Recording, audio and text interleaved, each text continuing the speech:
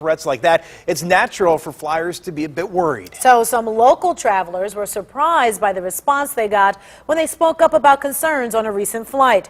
News Channel 5's John Kosick just spoke to one of them and has the story you'll see only on 5.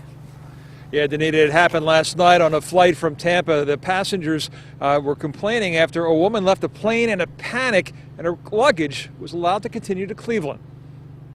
When this Frontier flight was getting ready to take off from Tampa last night, passengers say there was a disruption. A lady got up from the back of the plane, very agitated, and said, "I'm having a panic attack. I have to get off the plane immediately," and ran off the plane. Barbara says the flight crew took the woman's carry-on bag off with her, which was in keeping with the airline's policy, but she and several others asked whether she had checked bags. There was a conference with the pilot. They said, yes, she has a checked bag, and we're taking off with the bag. They were assured that they were allowed to do so under FAA rules. Barbara said several passengers objected. Security was called. They basically sort of pointed at a few seats where people were sort of uncomfortable and said, 1A, 1C, 2B, you can get off. In the end, Barbara said no one did, but it is something she doesn't think many passengers know could happen on their flight. I think most of the flying public really feels that if you're intentionally separated from a bag, if you leave the plane and leave your bag on the plane, that plane is not taking off with that luggage.